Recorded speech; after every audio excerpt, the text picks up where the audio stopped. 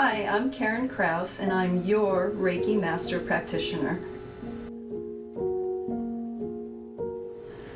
Well, I was raised in New York in a holistic family environment, and as I got older, I moved to Arizona and then to Las Vegas, where I am currently, Las Vegas, Nevada. And I went to work for the Las Vegas Metropolitan Police Department, worked in human resources for 25 years. It was a great job, but like with any bureaucratic environment, it was very toxic. So about halfway through my career, I recognized I needed to find some tools to help me make it through the stress. And that's when I got into meditation and yoga. And that was my start of my spiritual journey, I would say. When I retired a couple of years ago, I then went on a spiritual retreat. It was a meditation and yoga retreat, and they had Reiki as part of the curriculum, which I'd never heard about. So that was my first encounter with Reiki.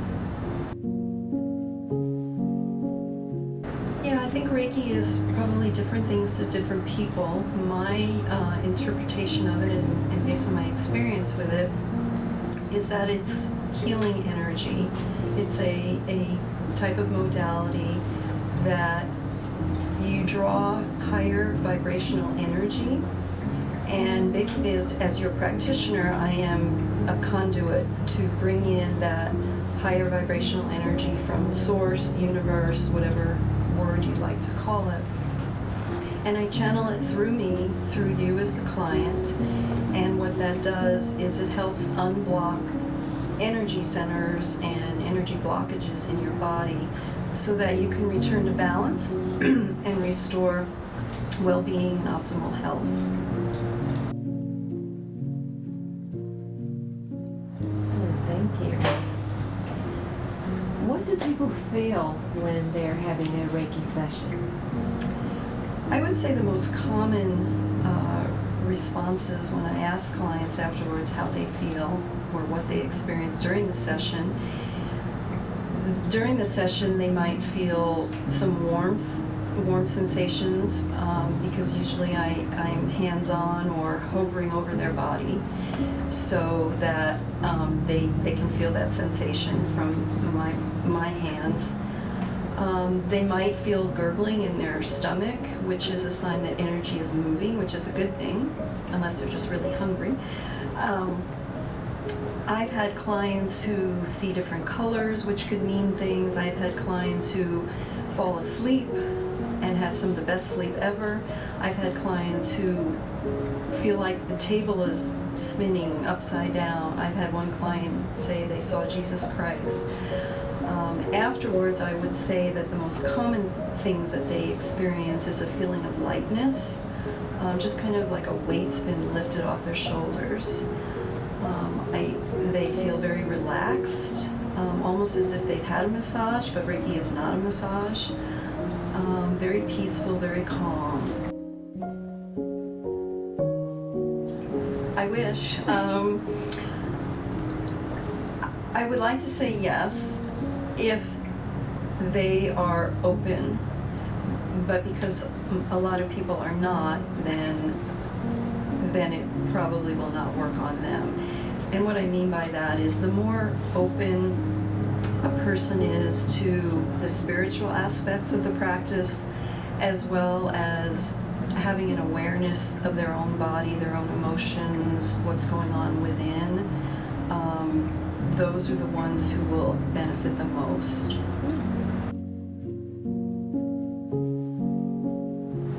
Yes, so you can do Reiki on animals, you can do Reiki on plants, you can do Reiki on food and add life force to it. There are actually some Reiki practitioners that specialize particularly in animals.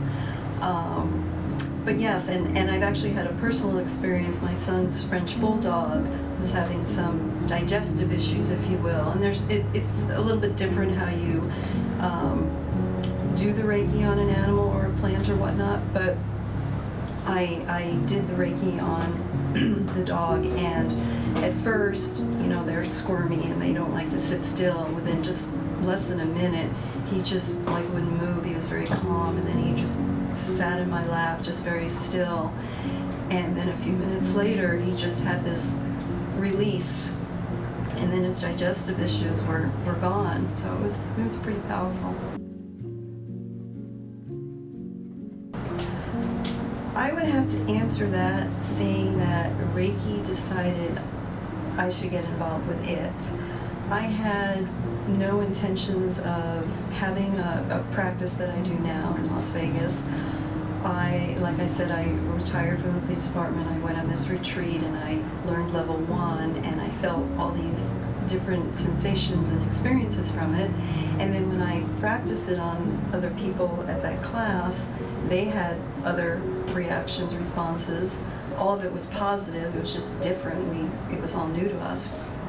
So when I got home from this retreat, anyone and everyone I can get my hands on, I was like, let me try. I want to try this on you and see what happens. And my kids and family and friends, and they all had wonderful, positive experiences. So I thought, I'm going to get certified in levels 2 and 3, which I did, and just was wanting to help people. And so I was just doing it here and there when people seemed like they needed it. And then one of my mentors, Victoria Stitzer, who I was trained on level 3, she put out an email that said, I have office space I would like to share if anybody wants to share it with me. And I'm, okay. I came in, looked at the space, which is where we are now, and that's how it all happened. And I had no intentions of it, didn't even know what Reiki was before that, and it just was all meant to be divine timing, synchronicity, in my opinion. Wow, Reiki has done a lot. It has changed my life. My spiritual journey has increased exponentially. I feel so much more calmer, peaceful, centered, grounded. As a Reiki practitioner, you can do Reiki on yourself, which is one of the biggest draws. I would have to say, though, probably the biggest joy that I've gotten out of it is just seeing what it can do for others, and the transformations, and giving people hope, and having them feel at peace. And particularly when I get to deal with children, especially during these times, it's rough. It's rough being a kid during any time, and they experience a lot of things, but they don't know what they're experiencing. They can't articulate it or, understand it. So sharing this tool with them lets them know there's something out there that can help them, and that's just been really, really rewarding for me.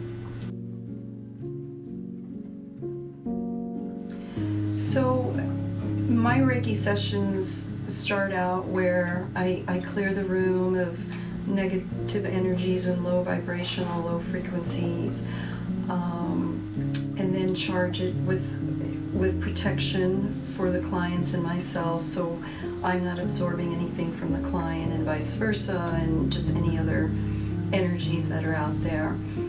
And then what I typically do is I use a pendulum, and I check the client's chakras, which are their energy centers, and the pendulum works off of each client's own energy, and it will give me a reading as to whether that particular chakra is open or closed. So then I know where I'll work on all the chakras and the whole body, but may give some extra love to those areas that are blocked. I use crystals and place the chakras on the chakras, the crystals that match the chakras to help heighten the healing. And then I go hands-on. I do ask first whether the client is diabetic, because that makes a difference in where you start on the client. I also ask my clients to set an intention for the session, like what would you like to get out of this session, and then sometimes clients have trouble relaxing, so have them kind of focus on that intention and positive affirmations regarding that intention. And then I typically will start on the head and just work my way all the way down. If the client is okay with me touching them, I'll go hands-on, and otherwise I'll hover over them. I do a little form of ho'oponopono to myself as part of the practice, which is a Hawaiian forgiveness ritual. And yeah, that's pretty much the whole session. I do want to add, though, for some of you who might be considering Reiki. So Reiki isn't a one-time thing. Reiki is a way of life. Just like you have to sleep, you have to eat, you have to exercise.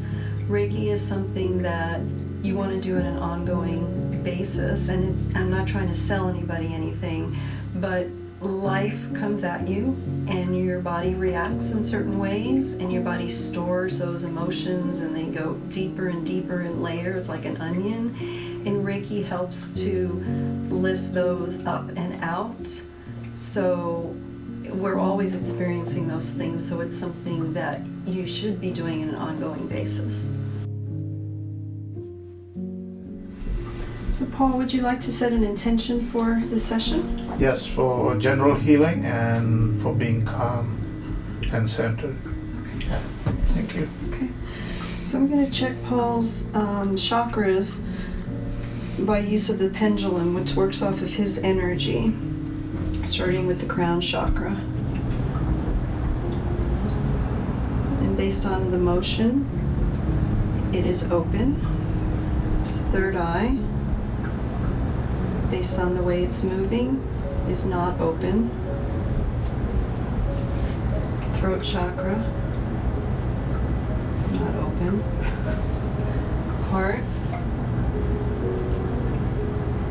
not open. Solar plexus, not open. Sacral is open. And the root chakra is not open. Okay, so your crown and your sacral are open.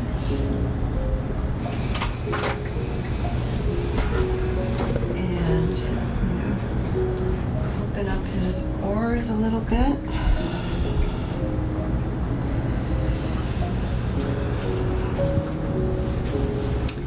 And I'm going to ask for permission to use and activate the Reiki.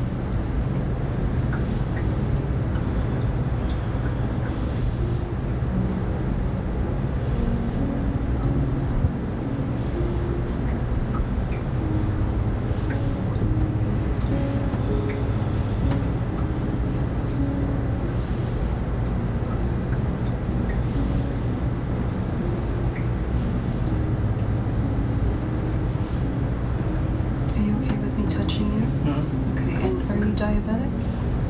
Not that. Okay. So I'm using some of the Reiki symbols. And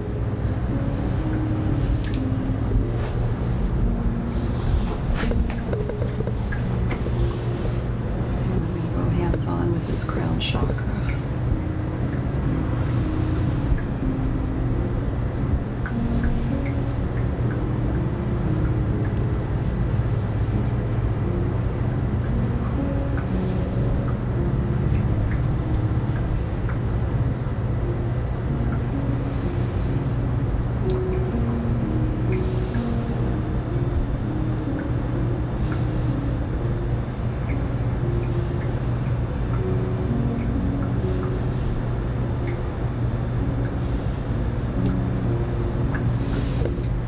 And in the interest of time, I'm going to move on to other areas. Just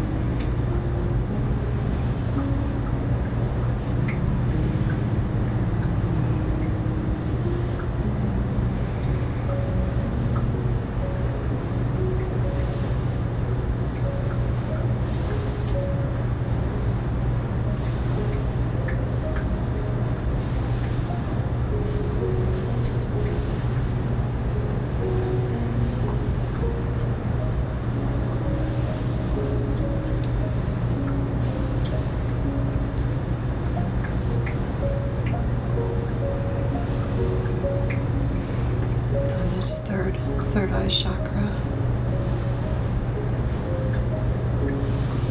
I think the thing with Reiki is everybody tailors it to what resonates with them. So I like to use all the symbols, including the emotional symbols, on all the points, because I believe that emotions are at the root of everything. So I like to infuse the client with the emotional chakras as well. I mean the emotional symbols as well as all the others.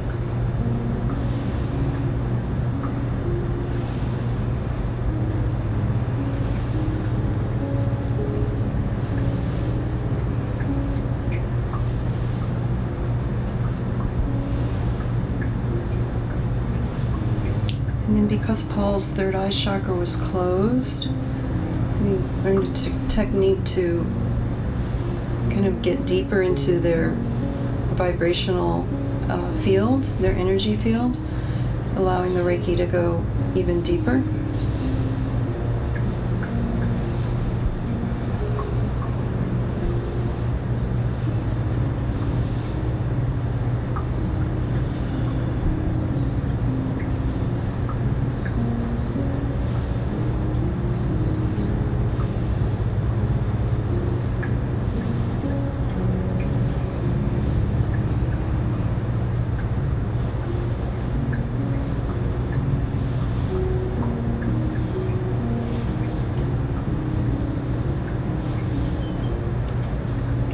And I'm saying to myself a Ho'oponopono forgiveness mantra.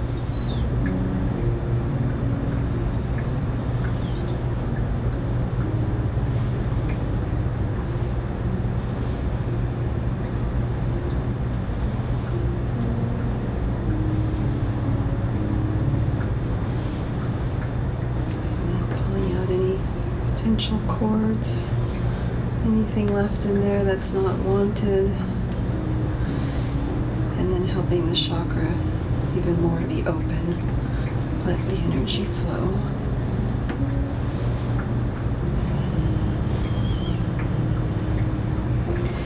And as I finish with the chakra, I use the crystals to help stimulate the healing. And then I cleanse the chakras after each person.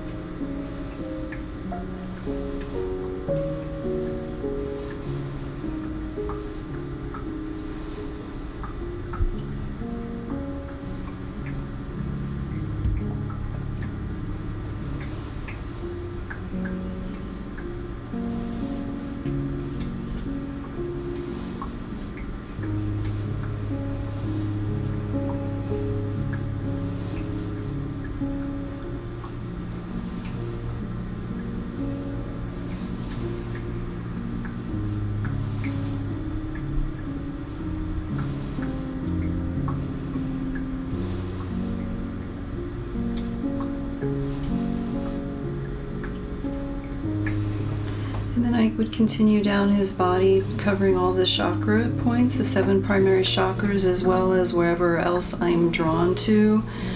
It might be chin, the shoulders, wherever else I'm drawn to, all the way down to his feet.